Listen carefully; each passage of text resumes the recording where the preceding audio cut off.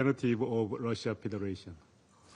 Господин председатель, благодарим заместителя спецкоординатора ООН по ближневосточному мирному процессу Рамиза Алакбарова за обстоятельный доклад о ситуации на оккупированной палестинской территории в контексте выполнения резолюции Совета Безопасности 2334.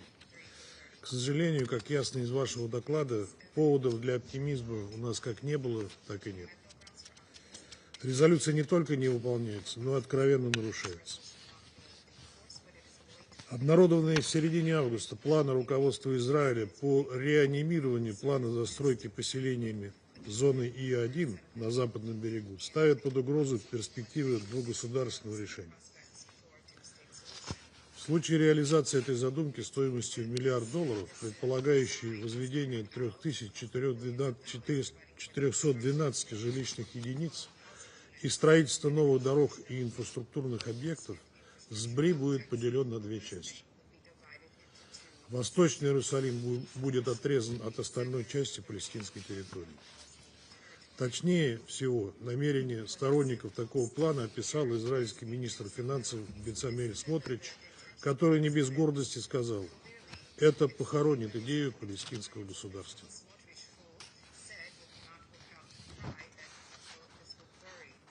При этом те, кто сегодня утверждают, что незаконная поселенческая активность стала ответом на теракты 7 октября, откровенно лукавят. Все это часть долгосрочной стратегии, последовательно уже много лет продвигаемой религиозными ультранационалистами, оправдывающими нарушение международного права ссылками на Ветхий Завет. Они усматривают за Израилем священное право на эти земли. Палестинцы же в их картине мира совершенно лишние люди, которым нет места в том, что они называют Иудеей и Самарией. Поэтому не стоит удивляться, что только из пресловутой зоны И-1 с 2009 года насильственно перемещено 900 палестинцев, а более 500 домов было снесено, включая 200 построенных на деньги международных спонсоров. Нелепые попытки оправдать угрозы аннексии недавней волной признаний Палестины со стороны ряда западных государств. Эти шаги были вызваны как раз целенаправленной политикой Западного Иерусалима по подрыву двухгосударственного решения, а не наоборот.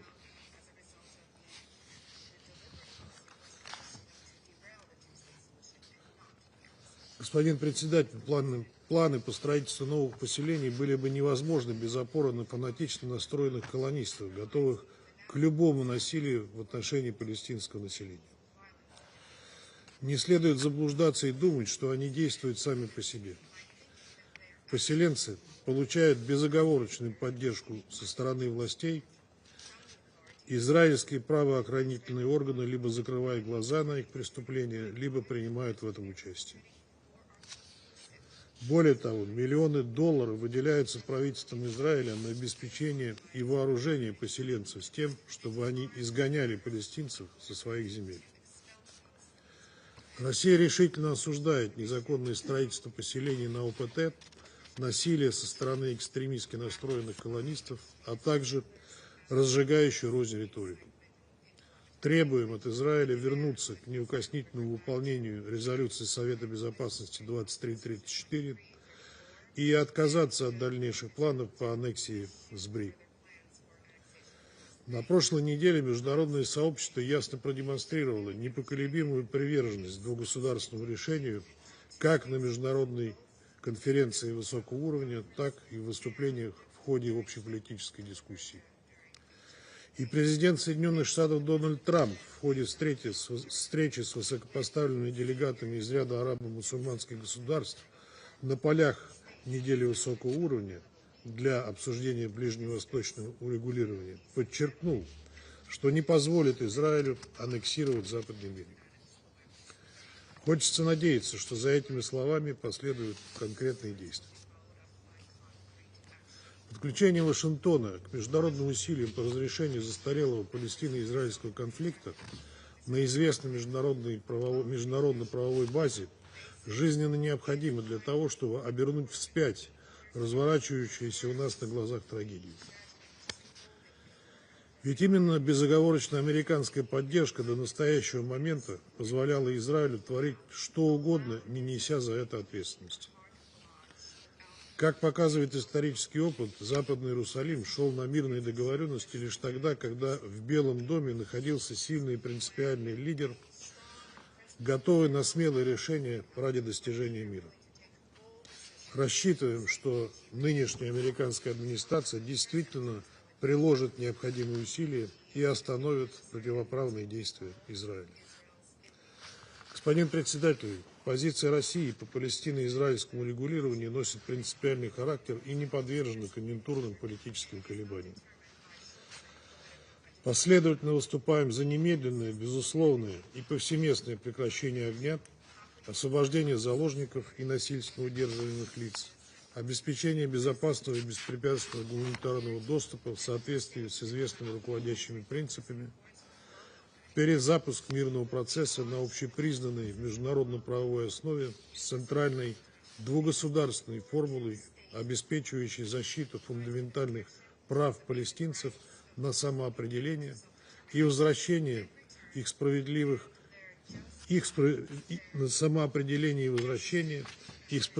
чаяний на собственно независимое и жизнеспособное государство в границах 1967 года со столицей в Восточном Иерусалиме, сосуществующей в мире и безопасности с Израилем.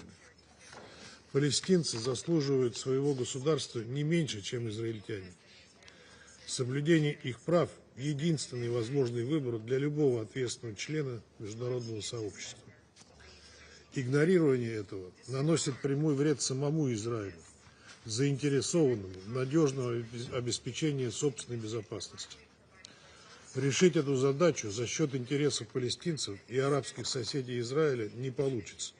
И чем раньше в Западном Иерусалиме осознают это, тем лучше. Благодарю вас. Thank the representative of Russian Federation for the statement. I give the floor to representative of Sierra Leone. Thank you, Mr. President. I also thank Mr. Ramiz Al-Akbarov, Deputy Special Coordinator for the Middle East process, for his informative briefing.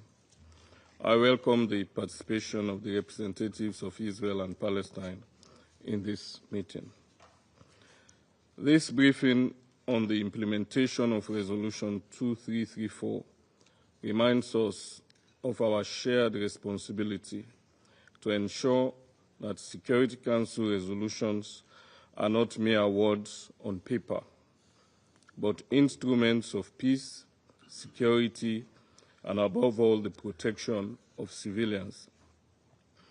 As international momentum behind the two-state solution gathers strength, Sierra Leone recalls the binding provisions of Resolution 2334 and urges its full and immediate implementation.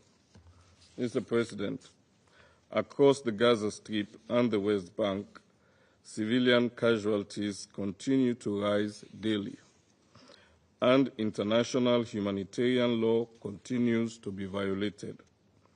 Of particular concern are the forcible displacement of Palestinians from their homes, escalating settler violence, and the worsening humanitarian catastrophe. These violations have become the status quo, a deeply unacceptable reality that perpetuates immense suffering and undermines prospects for peace. The message from world leaders at the high-level general debate of the 80th session of the General Assembly has been clear. Lasting peace in the Middle East will remain elusive unless the legitimate aspirations of Palestinians are addressed, the security concerns of Israel also addressed within lawful means, accountability is ensured for violations of international law, and a credible political horizon is restored. Sierra Leone welcomes the recent recognition of the State of Palestine by several member states and the adoption of the New York Declaration as important steps towards that horizon. We recall the powerful words of the President of the State of Palestine, who reminded the Assembly that peace cannot be achieved if justice is not achieved, and there can be no justice if Palestine is not free. Sierra Leone reaffirms that peace must be anchored in justice, dignity, and the right of the Palestinian people to self-determination, including their right to live in freedom and security in an independent and sovereign state.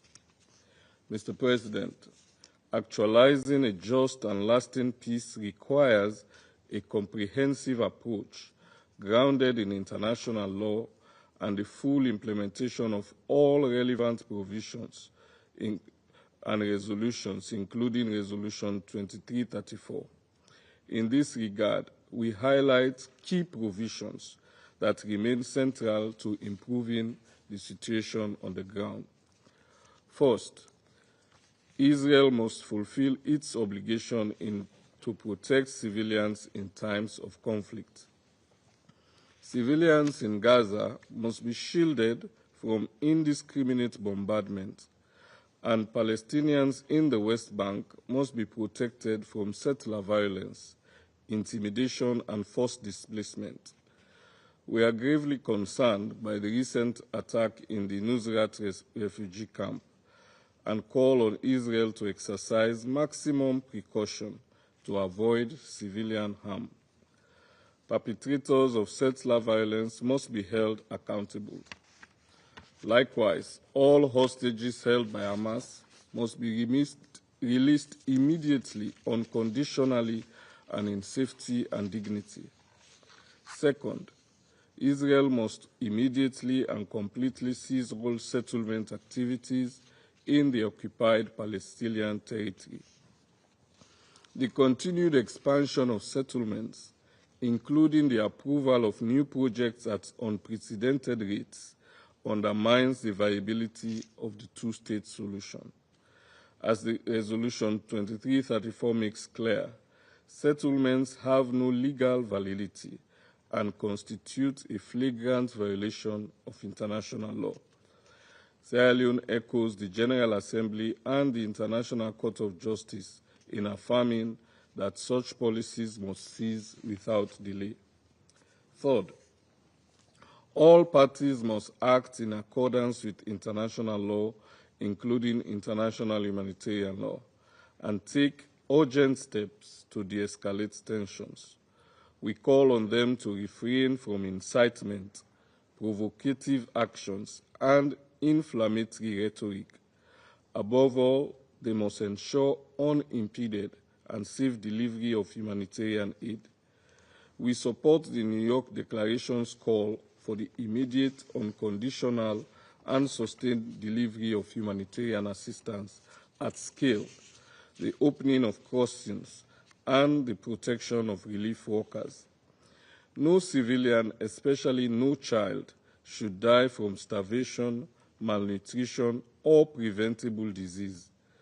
Israel must fulfill its obligations as the occupying power, and Hamas must not divert aid meant for civilians.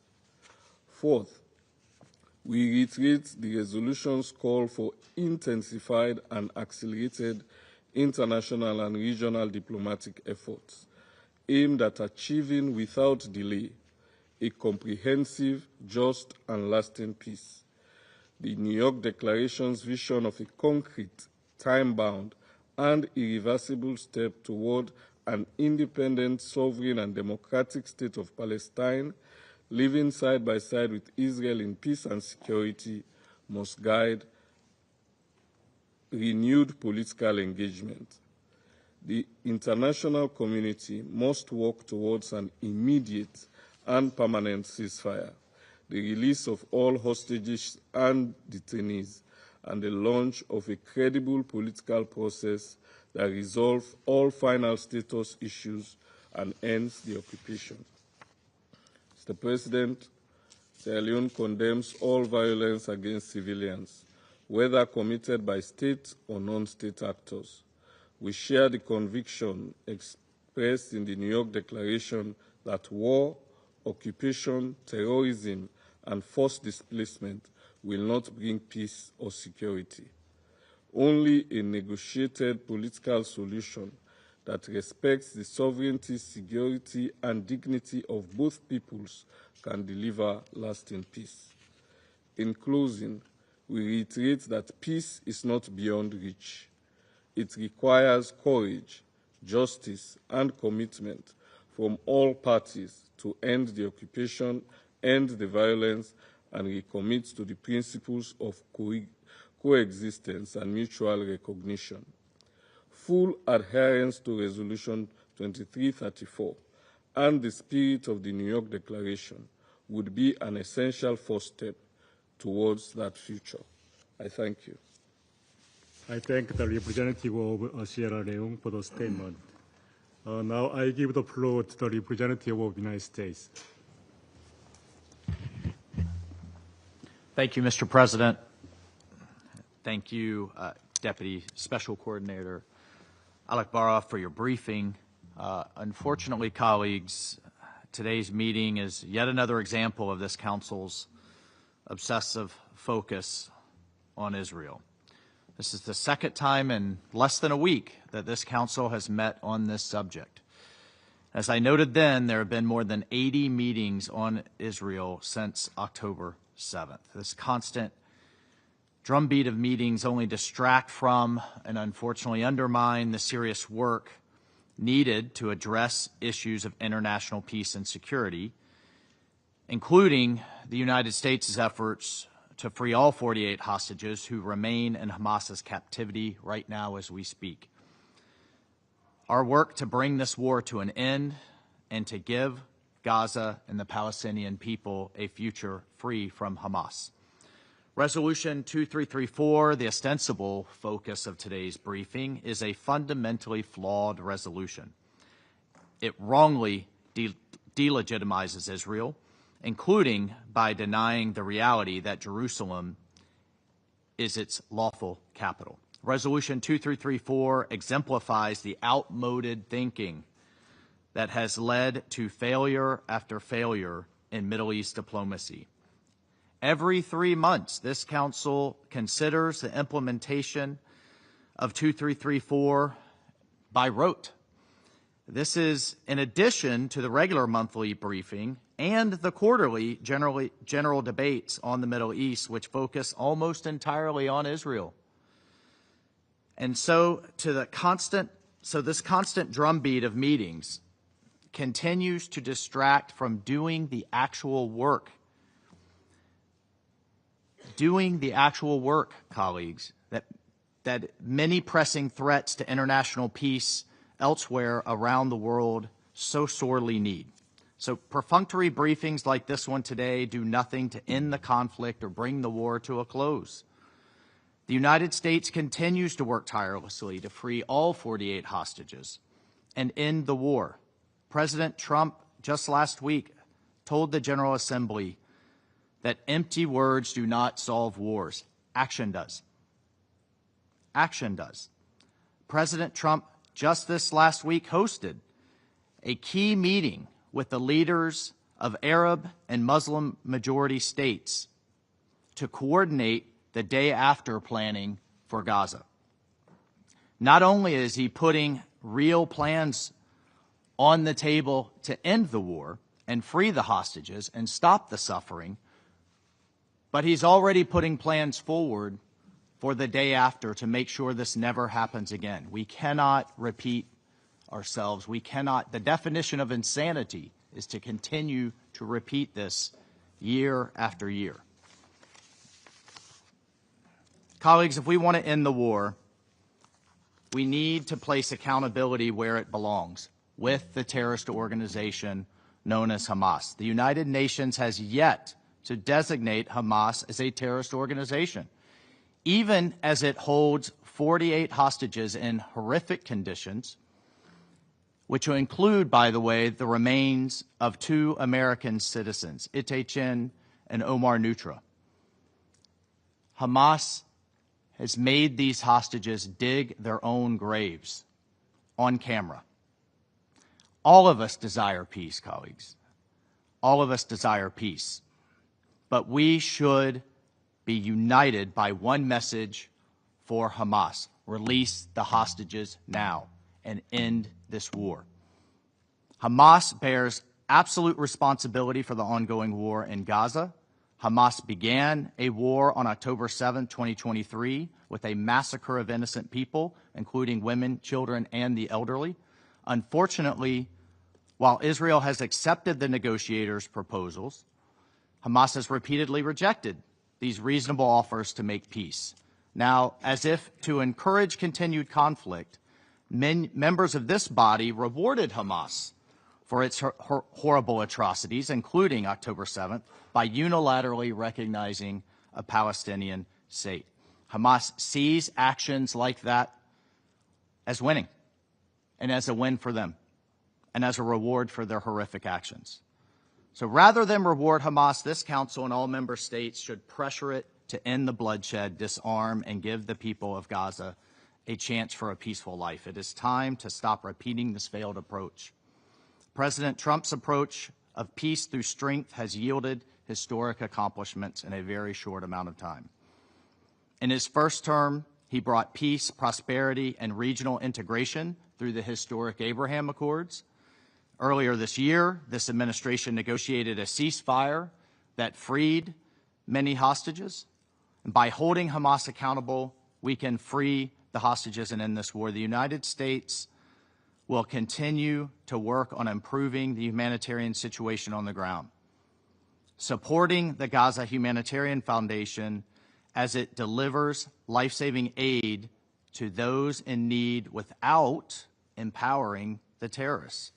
The GHF continues to provide vital food aid to Palestinian civilians in Gaza, distributing now 175 meals as of September 8th. We also call on the Palestinian Authority to live up to its commitments at Oslo and condemn Hamas's terrorism consistently and unequivocally, to stop the incitement of terrorism and to fully implement its commitment to end the program of cash payments to terrorists and their families. Colleagues, a stable West Bank keeps Israel secure and is in line with this administration's goal to achieve peace in the region. The United States will continue to work tirelessly with Israel and our Arab partners to negotiate peace, get the hostages back, and create a brighter and more prosperous future for the region's people. Thank you. Thank the representative of the United States for the statement. Now I give the floor to the representative of China. 谢谢主席，我感谢阿拉克巴罗夫副特别协调员的通报。上周，在第80届联大一般性辩论、落实两国方案高级别会议等重要场合，国际社会就巴勒斯坦问题再次发出强有力的呼声，要求立即停止杀戮，拯救生命，实现和平。这是维护公道正义的最基本要求，更是人类道德良知的最基本底线。面对当前紧急局势，国际社会应当团结起来，凝聚共识，秉持客观公正立场，为解决巴勒斯坦问题做出更大的努力。我们要以最大的紧迫感平息加沙冲突。在近2年的冲突暴力和围困封锁之下，6.6万多名加沙民众失去了生命，200多万人在前所未有的人道灾难中挣扎。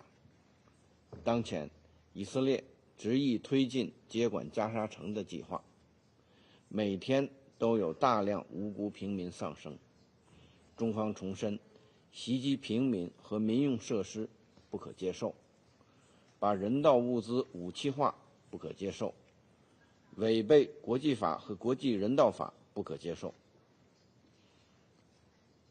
中方敦促以色列立即停止在加沙的一切军事行动，切实履行占领方义务，保障人道物资大规模、快速、安全进入，支持联合国等人道机构开展援助。对以色列有特殊影响的国家应切实负起责任。我们要以有力的行动缓解约旦河西岸紧张局势。以色列持续扩张定居点政策，纵容定居者暴力，挤压巴勒斯坦人民生存空间，侵蚀两国方案基础。吞并西岸的危险企图将彻底葬送两国方案的前景，直接冲击中东地区的稳定。国际社会必须予以明确抵制和坚决反对。我们敦促以色列立即停止定居点活动，遏制定居者暴力，停止蚕食约旦河西岸领土，停止破坏巴勒斯坦民族权力机构的治理基础。我们要以坚定的决心重振两国方案。落实两国方案是解决巴勒斯坦问题的唯一可行出路。以色列建国迄今已近80年，而巴勒斯坦人民仍无处安身，这种状况不可接受。独立建国是巴勒斯坦人民不可剥夺的民族权利，不是可有可无的施舍或奖励。加沙和西岸都是巴勒斯坦人民的家园，是巴勒斯坦领土的组成部分，不能成为国际政治的牺牲品。任何战后治理和重建安排都应当尊重巴勒斯坦人民的意愿，维护巴勒斯坦民族的正当权利。近期，一些西方国家宣布承认巴勒斯坦国，国际社会应当延续积极势头，共同反对破坏两国方案基础的单边行动，寻求推进两国方案的切实可行路径，并支持巴勒斯坦成为联合国正式会员国。中方将继续同国际社会共同努力，推动早日平息加沙战火，缓解人道灾难，落实两国方案，推动巴勒斯坦问题全面、公正、持久解决，为实现中东地区的和平与稳定不断做出新的贡献。谢谢主席。Representative of China for the statement. Now I give the floor to Representative of United Kingdom. Deputy Special Coordinator Alec Barov for his briefing. I'll make 3 points. First, the United Kingdom reaffirms that a two-state solution remains the only viable path to peace and security for both Israelis and Palestinians. That is why, last week, the UK formally recognised the State of Palestine. As my Foreign Secretary said, this decision reflects a grave urgency. The two-state solution is under threat from relentless violence, deepening humanitarian catastrophe, and political obstruction. In the West Bank, the Israeli government continues its stranglehold on the Palestinian economy, further destabilising the Palestinian Authority. So we urge Israel to release withheld clearance revenues, restore correspondent banking relationships, and facilitate shekel transfers from Palestinian banks.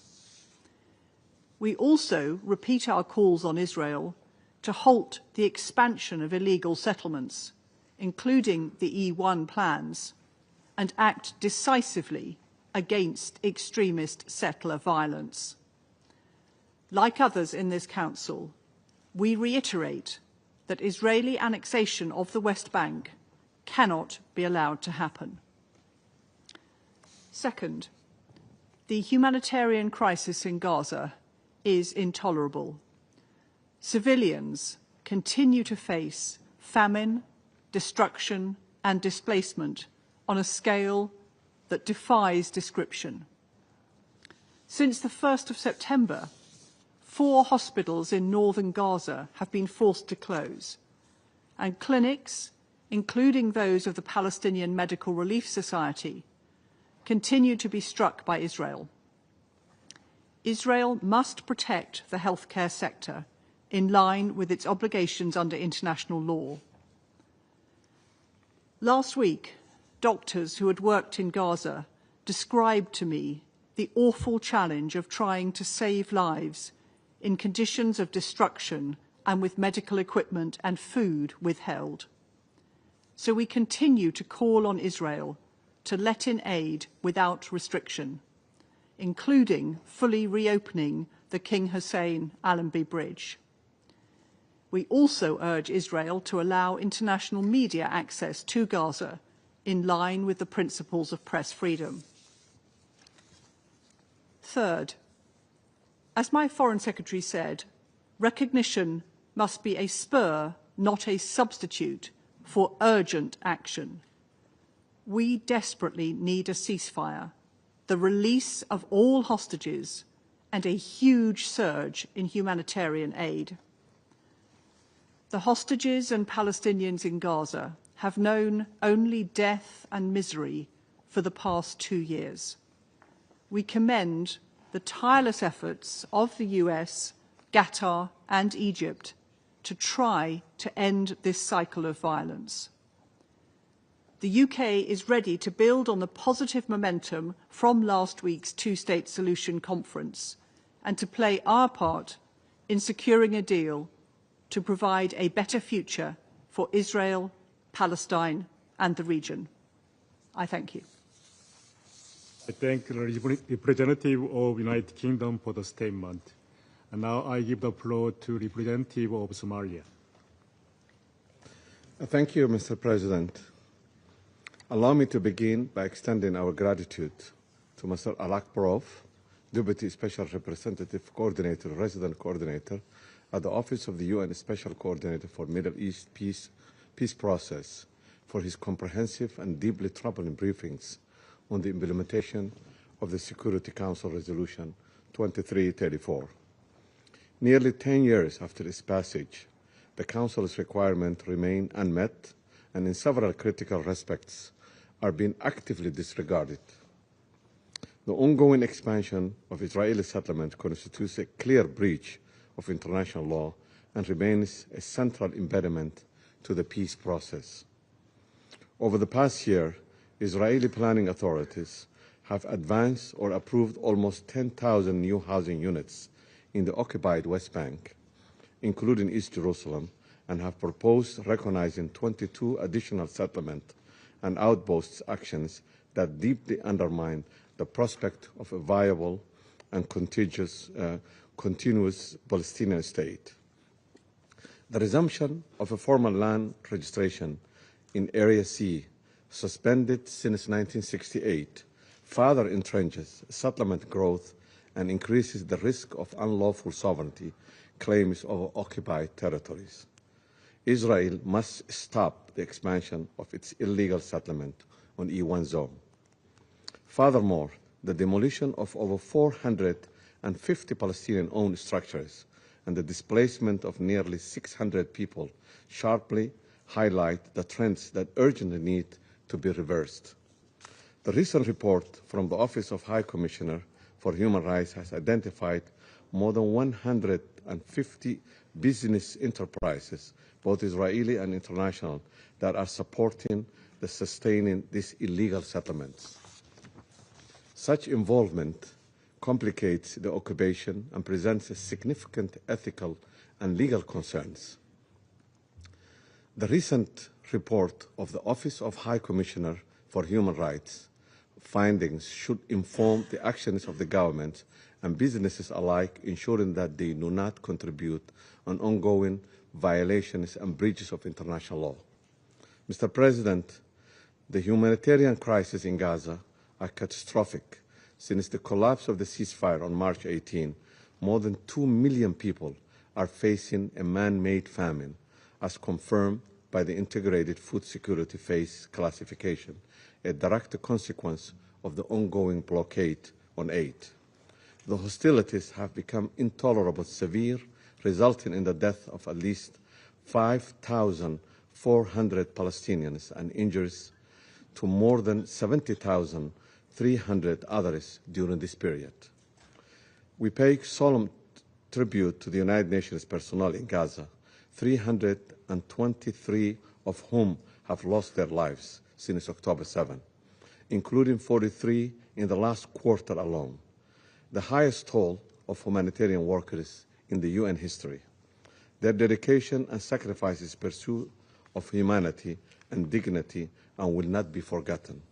Mr. President, the path forward is clear.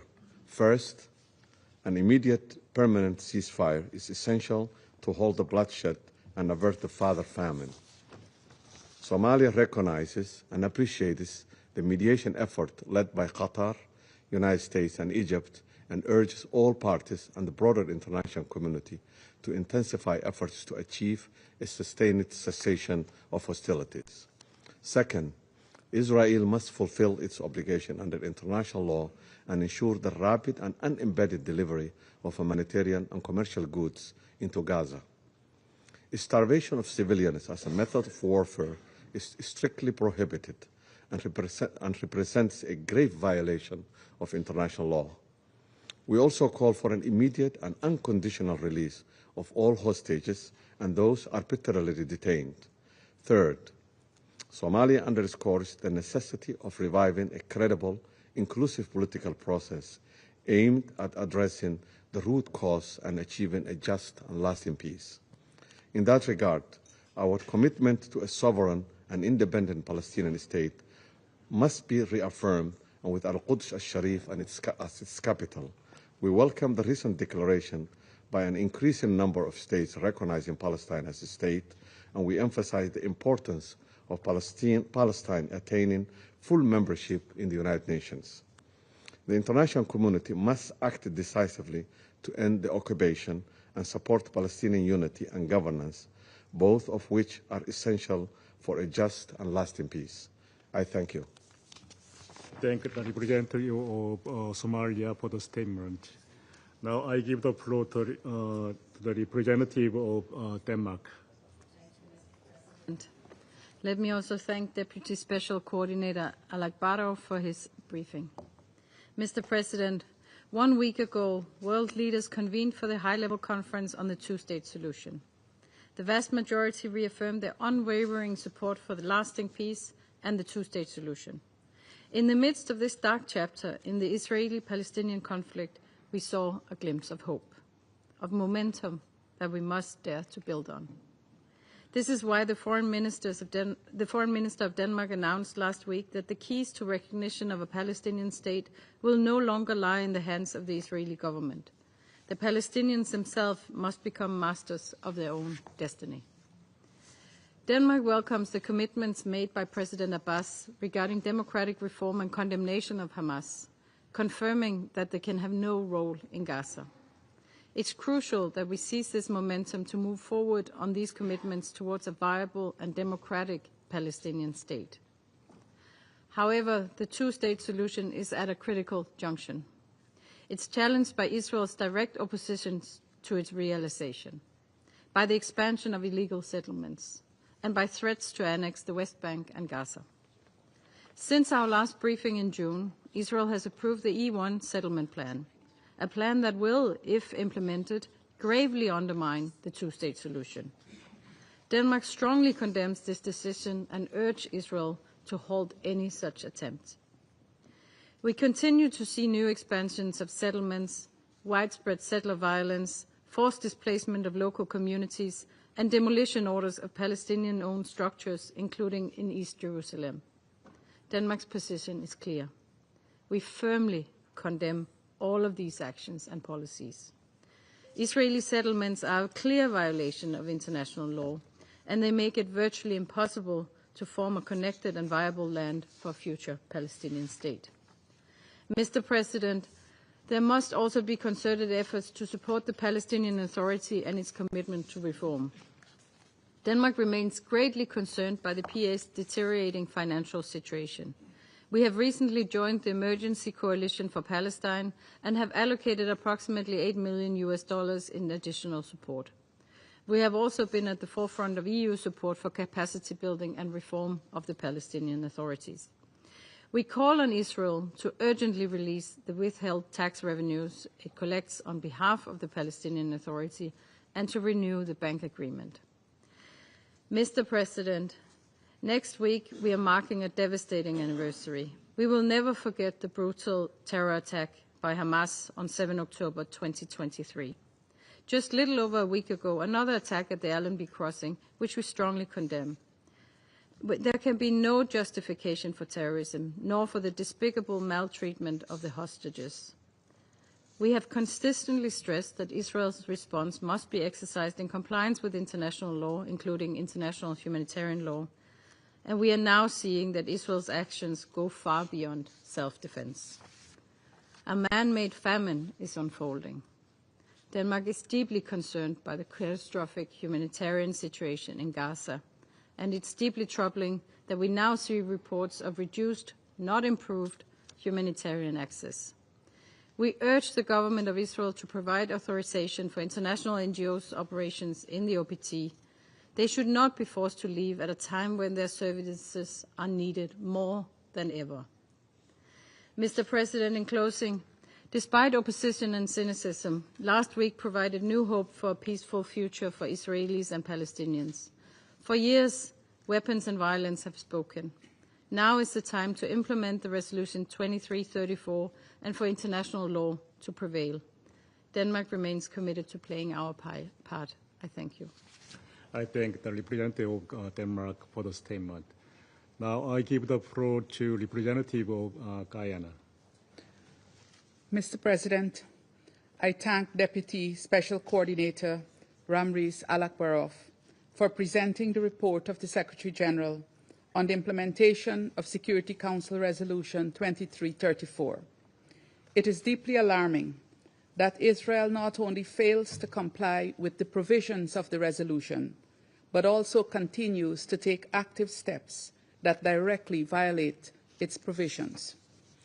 Mr. President, Israel continues to carry out its colonial settler policy unconstrained by the prescriptions of international law.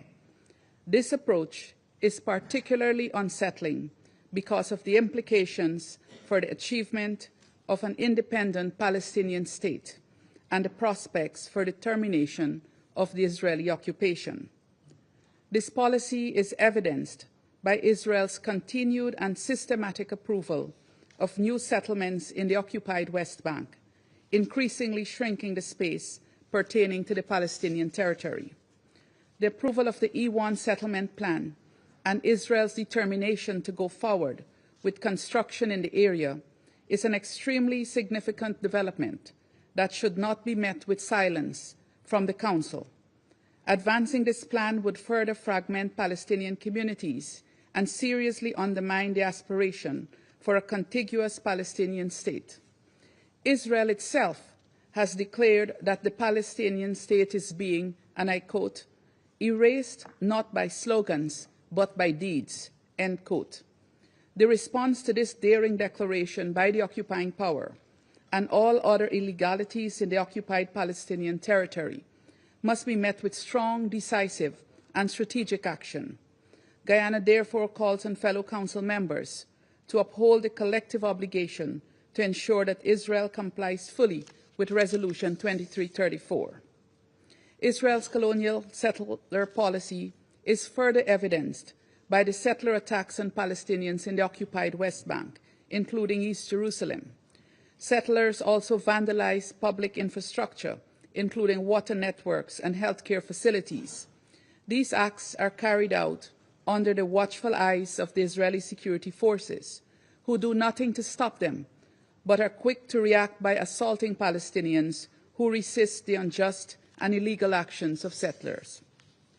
Mr. President, a year has elapsed since the General Assembly issued its demand to Israel to end its occupation of the Palestinian territory, pursuant to the advisory opinion of the International Court of Justice. Guyana calls on Israel to relinquish the path of obstinacy and defiance in response to the loud calls of the international community, including the United Nations, for compliance with international law. We further call on Israel to cease all settlement activities and annexation plans, both for the occupied West Bank, including East Jerusalem, and for the Gaza Strip.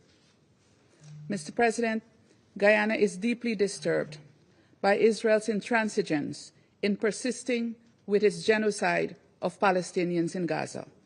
As my President said to the General Assembly last week, what we are witnessing is not warfare, but mass extermination, carried out systematically and amounting to a war crime. The paralysis of the Security Council cannot persist, as this will be to the further detriment of the Palestinian nation. We therefore call for a consensus approach that involves action by all member states pursuant to Resolution 2334 to ensure that they do not in any way contribute to the implementation and perpetuation of Israel's settler colonial policies and practices. This approach must also involve urgent action by all member states to halt the ongoing genocide against the Palestinian people. Mr. President, colleagues, it is baffling that the government of a people who have been the subject of discrimination and exclusion of the worst kind less than 100 years ago can now be the perpetrators of the same crime against another people, this time in full view of the world. Instead of changing the course of history, sadly, the occupying power has chosen to repeat it. But we, the international community, must ensure that the rule of international law prevails, not because enough of us hope that it will prevail, but because enough of us exercise the political will for it to prevail. As always, Guyana is prepared to support Council action to this end. I conclude by reiterating the following appeals.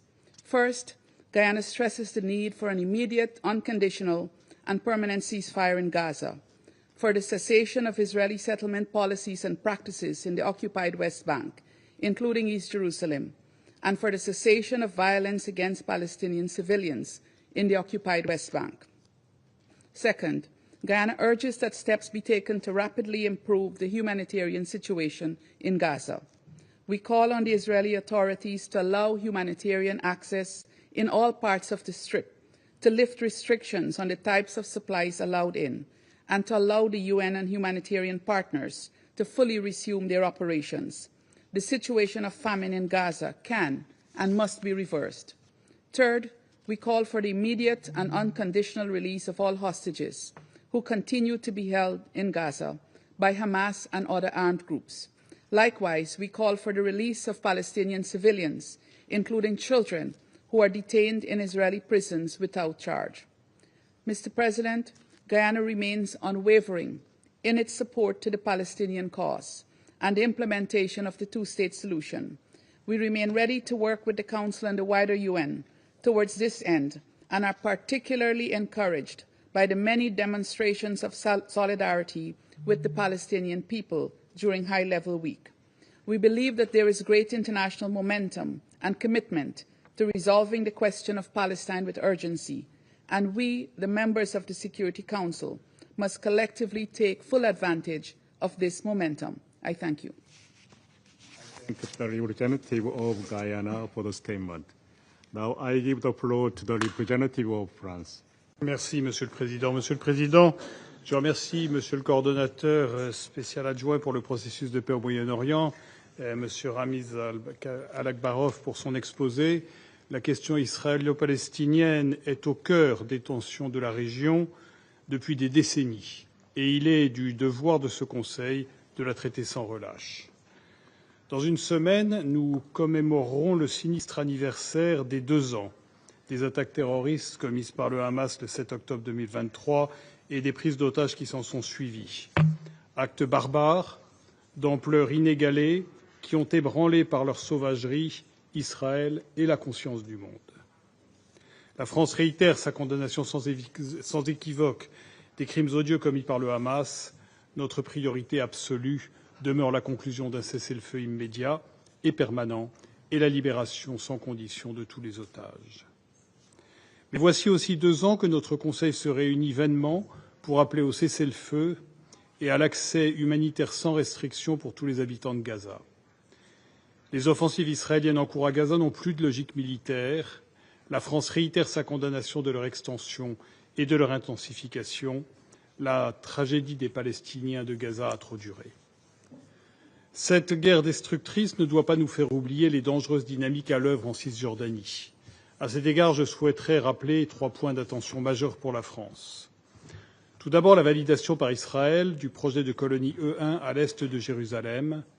Ce projet couperait la Cisjordanie en deux et porterait gravement atteinte à la solution à 2 États. La France appelle Israël à y renoncer de toute urgence. Deuxièmement, les multiplications des attaques de colons israéliens contre des Palestiniens dans un climat d'impunité totale. La France appelle Israël à mettre immédiatement fin à ces violences et à protéger les civils palestiniens. Troisièmement, l'intensification des démolitions par Israël d'infrastructures publiques essentielles. Elle contribue également à cette dynamique délétère, comme cette école, détruite en août dans le nord de la Cisjordanie. Elle avait été financée par l'Agence française pour le développement en lien avec l'Union européenne, et la France demande des explications à Israël sur cette démolition. Ces dynamiques, alimentées par un vote de la Knesset et les propos inacceptables de ministres israéliens appelant à l'annexion de la Cisjordanie, sont dangereuses à double titre. Elles constituent une violation flagrante du droit international. Elles vont à l'encontre de l'intérêt d'Israël, compromettant sa sécurité de long terme et éloignant toute perspective de coexistence pacifique entre Israéliens et Palestiniens, mais aussi toute perspective de paix régionale, menaçant les accords de paix existants et à venir entre Israël et ses voisins. La France continuera de s'opposer fermement à toute forme d'annexion des territoires palestiniens, qui constitue une ligne rouge pour la communauté internationale. La France est pleinement mobilisée aux côtés de ses partenaires européens pour accroître la pression sur Israël afin de mettre fin à la colonisation et à toutes les violences qu'elle suscite. Cela passe notamment par l'adoption de nouvelles sanctions contre les individus et entités qui en sont responsables. Monsieur le Président, dans ce paysage bien sombre, une lueur d'espoir existe pourtant. La semaine dernière s'est tenue ici à New York la conférence pour la solution à 2 États, coprésidée par l'Arabie saoudite et la France. Cette conférence a permis à la communauté internationale de réaffirmer son soutien ferme et continu à la solution à 2 États. Elle a permis aussi d'insuffler une dynamique politique inédite, en dessinant un chemin clair vers la paix et la sécurité pour tous dans la région. Elle a été l'occasion pour la France, avec 9 autres États, d'annoncer la reconnaissance de l'État de Palestine. La déclaration de New York, endossée par 142 États membres de l'ONU, dresse une feuille de route unique pour y parvenir. Approuvée par l'autorité palestinienne, elle prévoit notamment un cessez-le-feu immédiat et permanent à Gaza et la libération de tous les otages. Le désarmement effectif du Hamas et son exclusion de la gouvernance de Gaza, où une administration de transition doit être mise en place, intégrant l'autorité palestinienne. Rappelons à cet égard qu'il est difficile de présenter comme un appui au Hamas une conférence qui l'exclut de l'avenir de la Palestine et qui vise cette solution à 2 États que le Hamas, justement, a toujours refusée. Troisièmement, le déploiement d'une mission internationale de stabilisation à Gaza et la reconstruction de l'enclave. Enfin, l'établissement d'un État palestinien doté d'une gouvernance et d'institutions réformées. Nous comprenons que les contacts entre le président des États-Unis et plusieurs États de la région la semaine dernière ont également fait progresser l'engagement au service d'une paix durable. Monsieur le Président, la paix est possible, mais elle suppose de la part du Hamas de libérer immédiatement les otages encore détenus à Gaza. Elle suppose aussi de la part d'Israël d'accepter la main tendue par la communauté internationale et de s'engager de bonne foi sur le chemin des 2 États. Je vous remercie. I thank the representative of France for the statement. Now I give the floor to representative of Slovenia. Thank you, Mr. President. And I thank Deputy Special Coordinator, Mr. Alakbarov, for his briefing.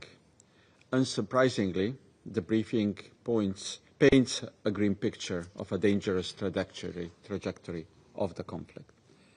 Colleagues, during the past week, world leaders gathered here at the United Nations. Palestine and the horrors of Gaza dominated all discussions. It started with a conference on the 2-state solution, which created a positive momentum that was further strengthened by the meeting of the US President with Arab leaders. All these happened in parallel with almost consensual messages coming from the General Assembly that the suffering in Gaza must end. As the general debate wraps up, we have an opportunity for reflection and for charting the course of action. Today, Mr. President, I would like to offer our reflection on partnership for peace. First, for Slovenia, the Palestinian Authority is a crucial partner for peace. While supporting the reform process, we underline that the PA must remain stable and able to govern, provide basic services, and maintain security. We are deeply alarmed over their financial crisis, and we urge the Israeli government to release the Palestinian revenues that Israel is withholding unlawfully. Slovenia has joined the Emergency Coalition for the Financial Sustainability of the Palestinian Authority and allocated funds towards this end. However, this is only an emergency measure. Ensuring the sustainability and functionality of the Palestinian Authority remains a priority. Second, UNRWA is another partner for peace in the region. It is a lifeline for Palestinians struggling with the humanitarian catastrophe in Gaza. It is a pillar for human development in the West Bank and more broadly. We remain steadfast in our support to the agency and the shared commitments we pledged. The agency is an indispensable part of the fibre of Palestine society and is enjoying trust of the community. It is accumulating knowledge, offering opportunities, and carrying political heritage. As such, it must be protected and its mandate renewed. Third, what is becoming clear is that partnerships for peace in the region of the Middle East and in the international community are growing. The leaders of the region have clearly demonstrated their commitment to peace in the region, to peace with Israel. As part of the commitment of the international community to peace, we welcome the new and irreversible wave of recognitions of Palestinian statehood. Each one strengthens legitimacy of Palestine and moves us closer to a just settlement. The international community is making its voice clear, and we resolutely stand behind the New York Declaration outlining steps to peace. Colleagues, I want to underline that we also hear voices for peace in Israel. We hear families of hostages calling for ceasefire. We hear voices of so many Israelis understanding that their safety and future is intertwined with safety and future of Palestinians. We hear Jewish voices around the globe emphasizing that peace cannot be achieved through war. To these voices and to others, I want to once again repeat our condemnation of the 7 October terror attack. Hamas is not a partner for peace. Hamas and its terror ideology has no place in the future of Gaza. Mr. President, Slovenia is deeply alarmed by the surge of violence in the West Bank. We oppose announcements regarding further expansion of settlement projects, including the E1 project. We are alarmed by the attempts to fragment Palestinian communities and movements restrictions. We call for the compliance with the ICJ advisory opinion.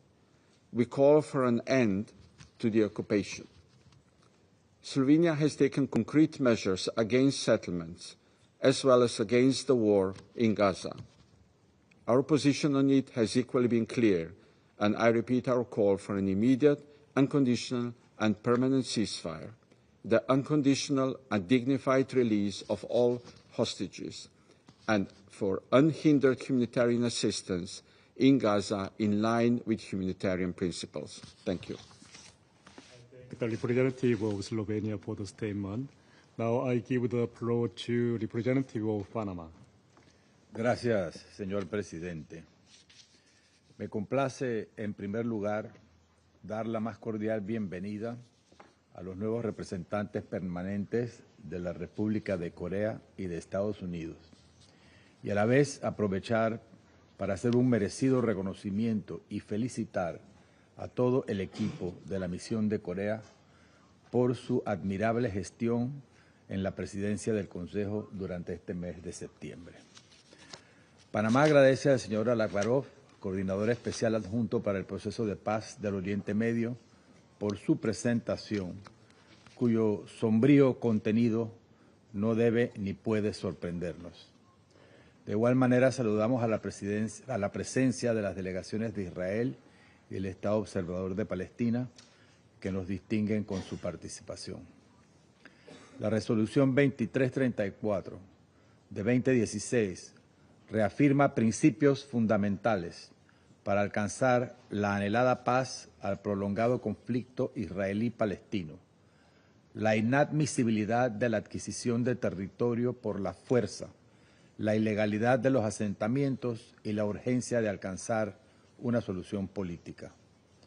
9 años después, desde su adopción, se advierte justamente lo contrario: la consolidación de hechos consumados sobre el terreno, la expansión y el agravamiento de la violencia. La consecuencia es un conflicto estancado en la lógica y opción belicista, que solo ha sembrado resentimientos que han cosechado extremismos y violencia cada vez más trágica.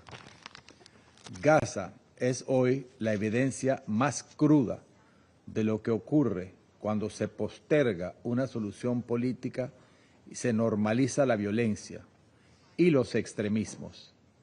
La catástrofe humanitaria alcanza allí proporciones injustificables. Y no solo por ello justifica, sino que exige la atención permanente y constante de este Consejo de Seguridad. En la última semana, más de 350 palestinos han perdido la vida y cerca de 1.500 han resultado heridos. En total, más de 65.000 palestinos han muerto en esta guerra, iniciada por Hamas desde los atroces ataques del 7 de octubre que condenamos enérgicamente otra vez. La hambruna que había quedado evidenciada por agencias de Naciones Unidas, así como por destacadas cadenas internacionales de comunicación y en redes sociales, ya ha sido confirmada por la clasificación integrada de la seguridad alimentaria y ha cobrado 440 vidas, incluidos 147 niños.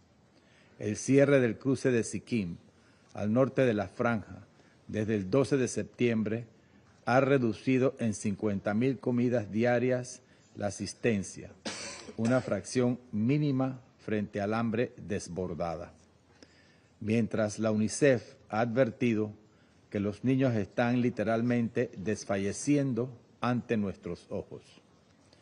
Ningún objetivo militar justifica convertir el alimento en un método de opresión y control. Señor presidente, en Cisjordania, incluida Jerusalén Occidental, la situación también contradice el espíritu y el mandato de la resolución 2334. Desde octubre de 2023, casi 1.000 palestinos han muerto. Más de 3.500 estructuras han sido destruidas y más de 3.000 personas han sido desplazadas. Nuevas restricciones de acceso aíslan comunidades enteras, mientras la violencia y el vandalismo, incluido el sabotaje a redes de agua, buscan hacer inviable la vida cotidiana de miles de personas. Esta realidad no construye seguridad, por el contrario, atenta contra cualquier posibilidad de paz. Panamá reitera que no existe salida militar a este conflicto. Décadas de guerra y muerte no han producido ni producirán seguridad, ni mucho menos paz. Insistir en la vía militar es insistir en el fracaso. La única vía es un proceso político serio, integral y sostenido, basado en el derecho internacional, en las resoluciones de este Consejo, con garantías verificables para ambas partes y que, como resultado de negociaciones diplomáticas, asegure a israelíes y palestinos vivir bajo seguridad y dignidad en dos estados con fronteras mutuamente reconocidas e internacionalmente acordadas. En lo inmediato, como medidas impostergables, pedimos un alto al fuego permanente, la liberación digna e incondicional de todos los rehenes y el acceso de la vital ayuda humanitaria de manera segura y sin restricciones en toda Gaza. En ese sentido, reafirmamos nuestro respaldo pleno a la participación de las agencias de Naciones Unidas, que cuentan con experiencia comprobada, legitimidad y capacidad para llevar asistencia de manera segura, imparcial y eficaz a la población civil. Panamá pide que cese la violencia y las acciones que no aportan solución en Cisjordania y Jerusalén Oriental y que contradicen abiertamente el derecho internacional y las resoluciones de este Consejo y que solo alejan la posibilidad de una solución política sostenible. Señor presidente, insistir en la vía de la violencia, en la fuerza y en los extremos es insistir en el dolor. Cada día sin paz es un día más que pesa sobre nuestra conciencia colectiva. Optar por la vía política es insistir en la vida, en la dignidad y en la seguridad de dos pueblos que merecen vivir en paz y seguridad. Renunciar a la paz sería renunciar a la dignidad que nos une como humanidad. Muchas gracias. I thank the representative of Panama for the statement. Now I give the floor to representative of Greece. Thank you, Mr. President. This past week gave new impetus to our engagement on the situation in the Middle East, giving us reason to hope even as challenges persist. Co-chaired by the President of France and the Foreign Minister of Saudi Arabia, the high-level conference for the two-state solution made global headlines, reaffirming the collective resolve of the international community for two states living side by side in peace and security. We welcomed the clear and unequivocal statement of the President of the Palestinian Authority condemning the terrorism of Hamas, and we were encouraged by the expressed Palestinian resolve to assure that Hamas will have no role in the governance of Gaza in the day after. Against this backdrop, we believe the path charted by the New York Declaration must be explored and implemented thoroughly.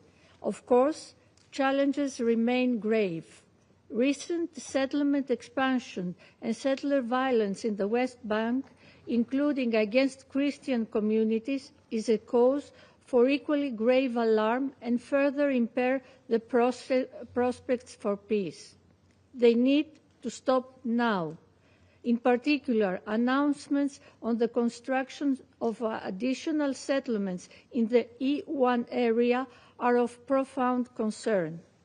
Such plans, were they to be realized, would further undermine the prospect of a two-state solution.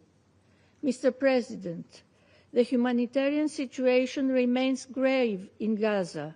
Many world leaders took the floor to decry the profound humanitarian suffering, reminding us all that the world is watching. The civilian population of the Gaza Strip has endured conditions unsustainable and deeply concerning. Meanwhile, the expansion of military operations in Gaza City has led to further displacement, risking to worsen an already dire humanitarian crisis. In particular, the plight of children underscores the urgent need to guarantee safe, unhindered, and sustained humanitarian access at scale. As my Prime Minister has underlined, the most urgent priority now is to stop the unnecessary killing and ensure a large-scale and sustainable delivery of humanitarian aid to Gaza. Safe access to food, water, shelter, clothing and medicines must be guaranteed, while international humanitarian law must be respected. Initiatives such as the Jordanian Air Corridor and the Cyprus-led Amalthea Maritime Initiative should be further strengthened in this regard. Mr. President, colleagues, at the same time, hostages remain in the hands of Hamas. We do not forget them. We do not